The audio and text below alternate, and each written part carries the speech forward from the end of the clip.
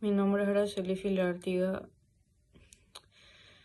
Este trabajo es para el Seminario de Historia Indígena en el Paraguay. Mi tema de elección son los pueblos H. Para iniciar hay que recordar que los pueblos H tenían una división particular. Previamente estos eran bandas de cazadores y recolectores, habitaban los bosques subtropicales del este del Paraguay. En el extremo, la formación vegetal neotropical, que vendría a ser la mata tropical. En base a sus diferencias culturales y lingüísticas, se puede afirmar de que había, en el momento del contacto con los colonos europeos, tres grupos H principales: el primero el norteño, el sureño y un grupo de Uturuzú. Se suele referenciar a un cuarto subgrupo. Sin embargo, este era un grupo que originalmente pertenecía al norteño, que se quedó separado tras la construcción de la ruta entre las ciudades que actualmente conocemos como Coronel Oviedo y Ciudad del Este. Los H norteños son el grupo más populoso. Habitaban hacia la sierra de San Joaquín y el río Paraná. También limitaban con la sierra de Embracayú y en el sur en las montañas de San Joaquín. Mientras el grupo sureño se ubicó en la parte oriental de las montañas de Uturuzú y el río Mondadú. El tercero residía en las tierras ubicadas entre los ríos Uñaró.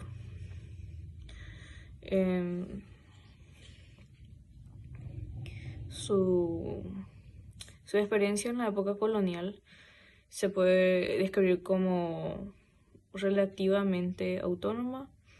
Residían en las regiones del este, mantenían su estilo tradicional de la caza y recolecta, como también migraciones nómadas.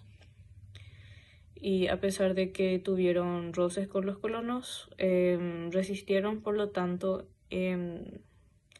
les dificultó a los colonos asimilar a este grupo, a lo que vendría a ser en la sociedad paraguaya que se estaba formando.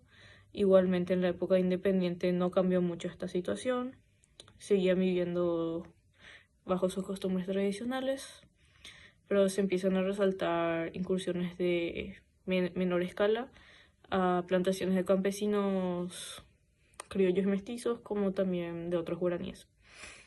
Su experiencia durante la dictadura fue muy marcada porque en 1959 una banda H, ya en una situación económica y social muy deplorable, se rinde, por decirlo de una forma, ante Jesús de Manuel Pereira.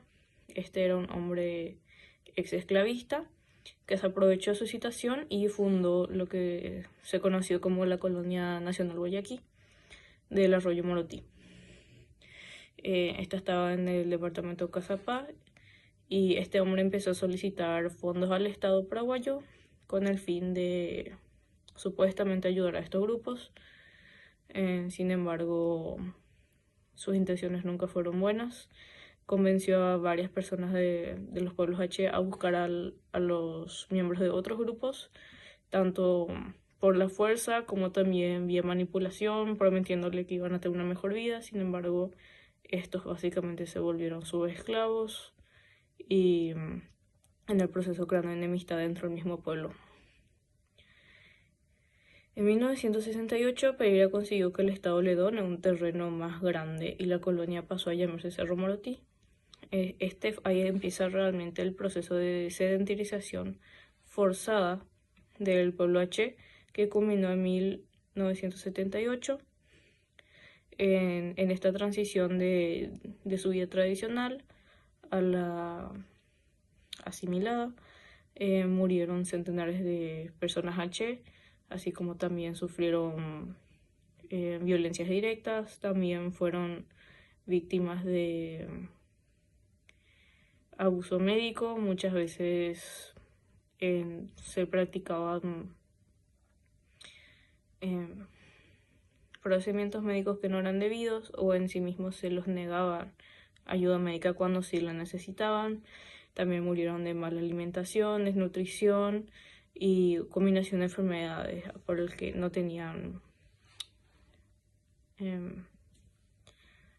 acostumbrado a lidiar sus cuerpos, ¿verdad? Y por más que ya en aquel entonces se hablaba de que esto era un genocidio, el Estado paraguayo no le prestó atención hasta que medios internacionales llamaron la atención y pedían justicia por este pueblo, y ahí fue cuando el Estado no tuvo más elección más que ayudar. Las colonias se cerraron y en aquel entonces, como hasta recientemente en nuestros tiempos, hay organizaciones indigenistas que abogan por los pueblos H, como también por otros pueblos indígenas del Paraguay, en donde el genocidio H que sucedió durante la dictadura de Stroessner sigue siendo un punto importante en su lucha para que tenga un reconocimiento jurídico.